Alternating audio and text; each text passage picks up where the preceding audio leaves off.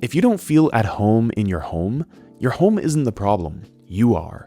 Or more specifically, the gap between who you are and what your home is built for. Because you can have beautiful furniture, great lighting, and plenty of taste, and still feel like something's off every time you walk through the front door.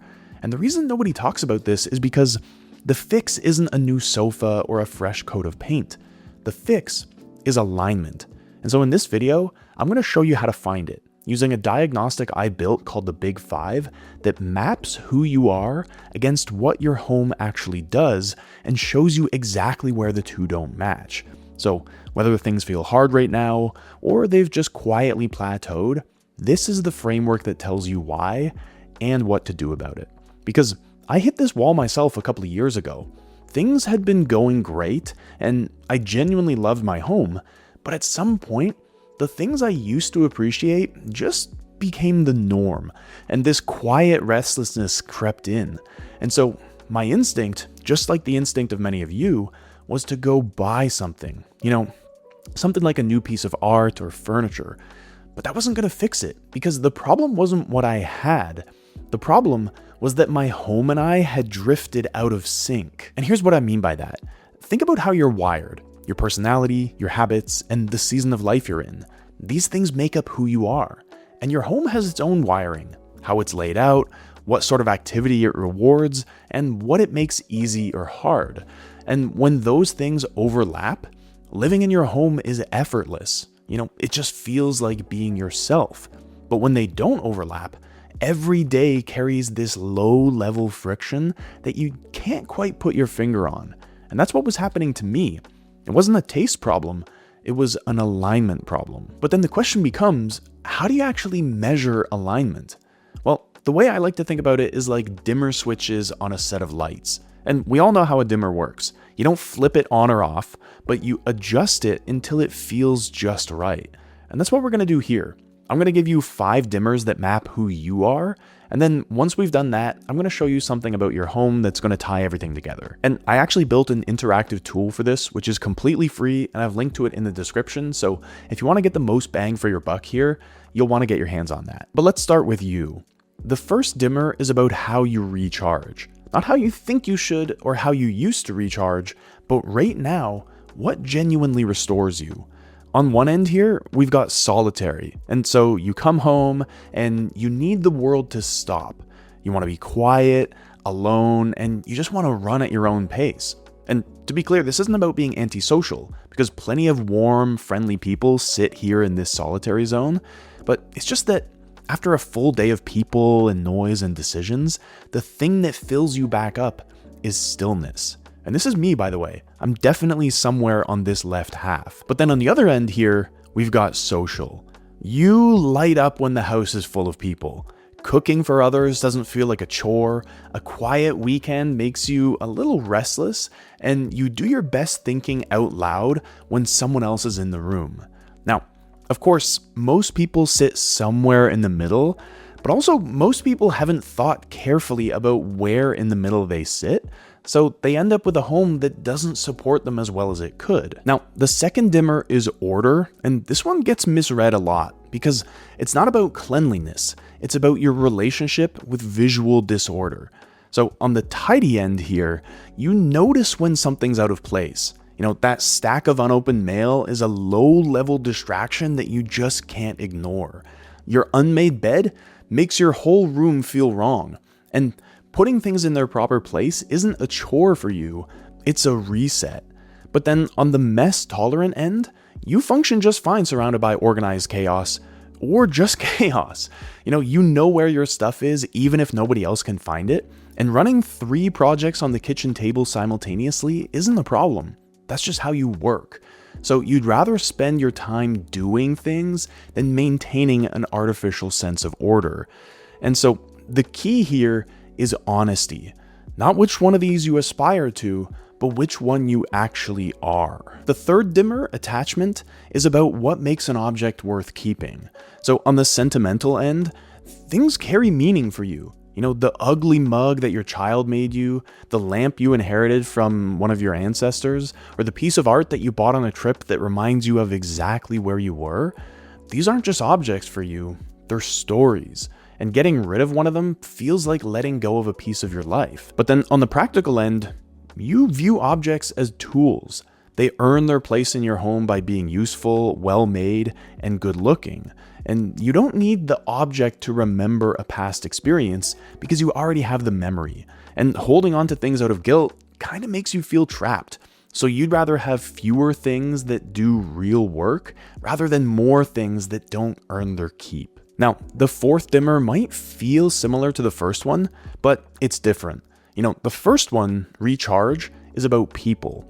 But this one, energy, this is about sensory load, because you can love being around people, but still need your room to be quiet. Or you can prefer being alone, but crank the music and surround yourself with color. So they're measuring separate things here. On the calm end here, you're sensitive to your surroundings. If there are too many competing colors, you can't fully settle in. And so when it comes to your clothing, you probably wear the same few colors most days, and you don't find it boring at all. You also are the type of person who finds a coffee shop you like, and you go there repeatedly instead of always trying different ones.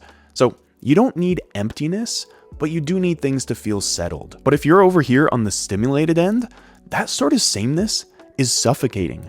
I mean, you're the kind of person who would repaint a wall just to see what happens. And pattern, color, and contrast, they don't overwhelm you, they feed you.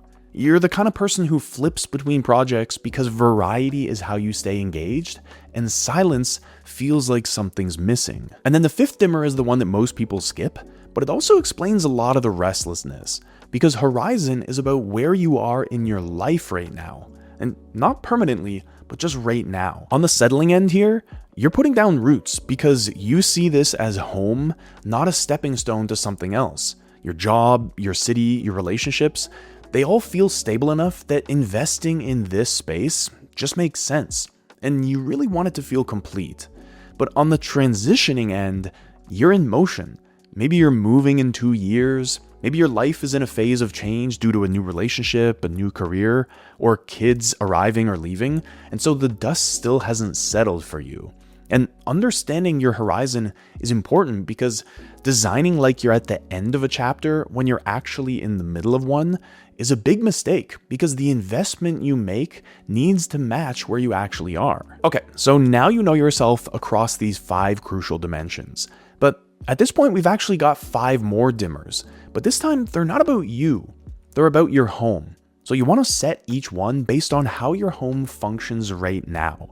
Not the home you're planning to create, but the home you're actually living in. And so the first one here is retreat. And on the sanctuary end, your home is built for calm. You've got a chair that's yours, the layout creates natural pockets of quiet, and there's enough storage that your surfaces just stay clear.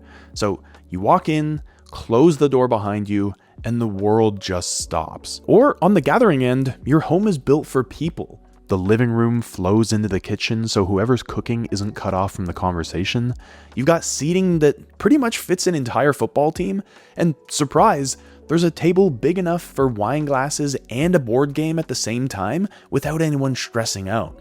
So the house is saying, bring on the people, I can handle them. Now, the second is maintenance. And so on the effortless end, your home makes tidiness easy. Closed storage, drawers with dividers, and surfaces that stay clear because everything has a home. In other words, the design does half of the work for you. But then on the lived-in end, your home absorbs real life without completely falling apart. So you've got open shelving where things get stashed away, materials that don't show every fingerprint, and even if Monday was chaos, the house still looks fine on Tuesday. Then the third dimmer is objects, and on the collected end, your shelves tell your life story.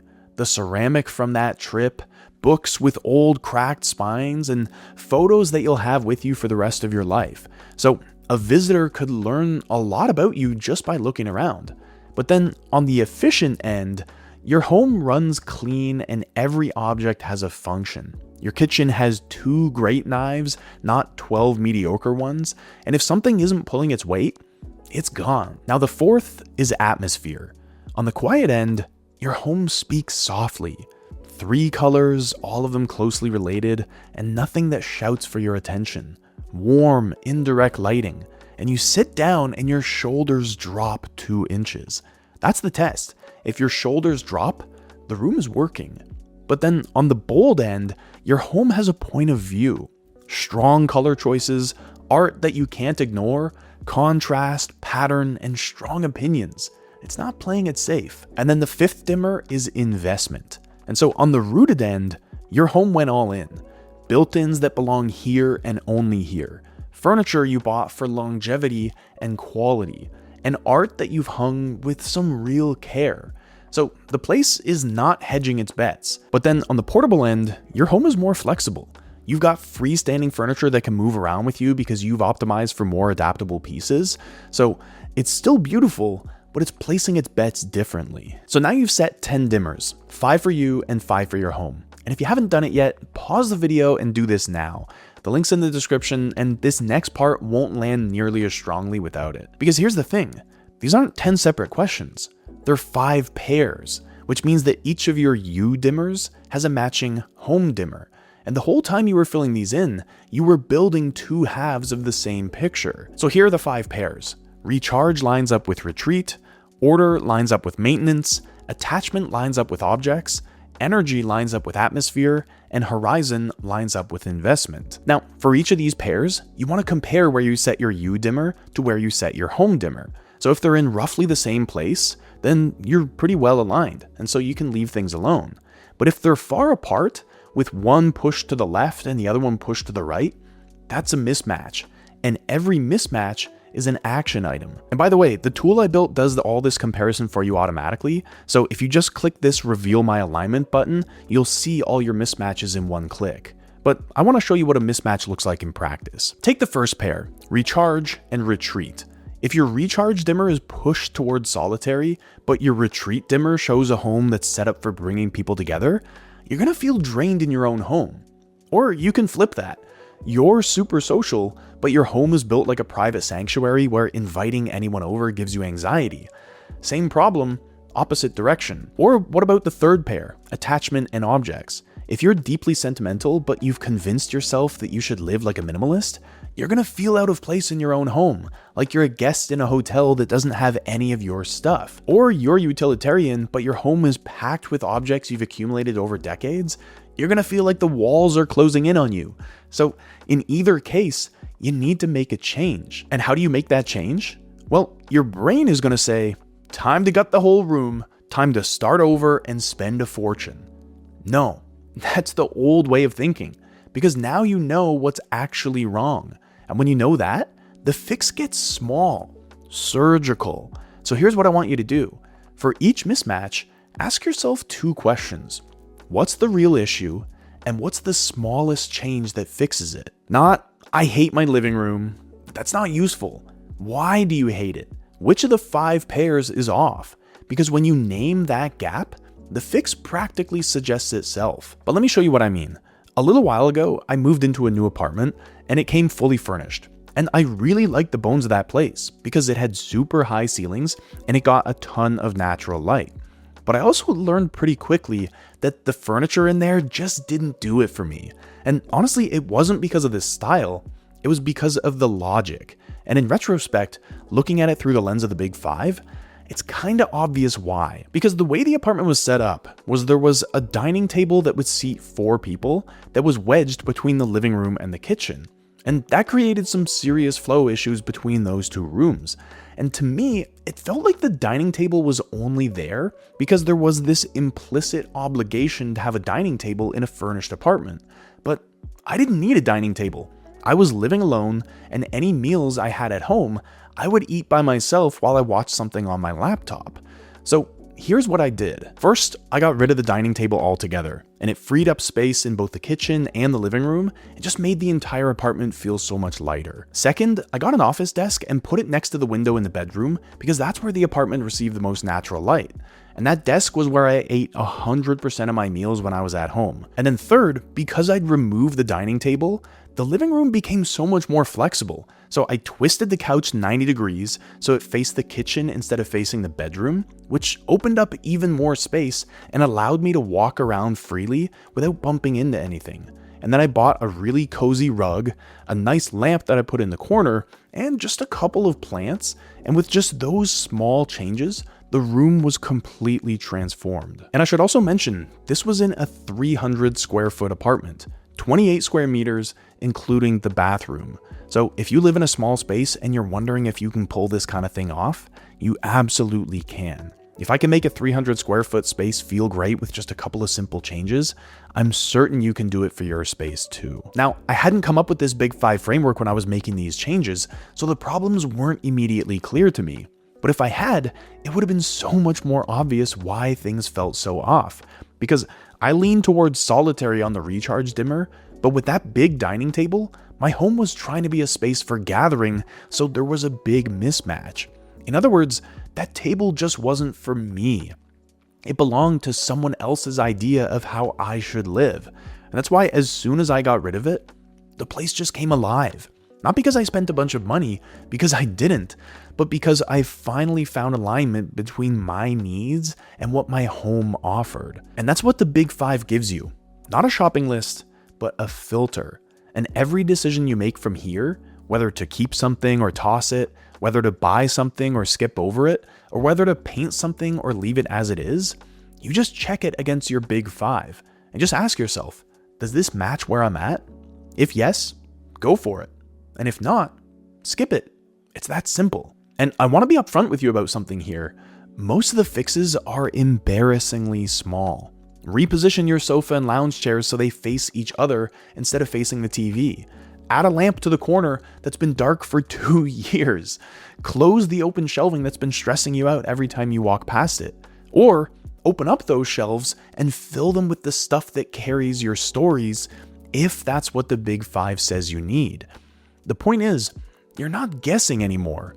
You've got a diagnosis, and every mismatch on your list is a problem with a solution attached. But this is important. These dimmers, they aren't permanent, because the person you are in 3 years might sit in completely different places on some of these, especially number 5, your horizon, because the person who was in transition last year might be deeply settled now. Or the person who just bought their forever home might find themselves unexpectedly in motion.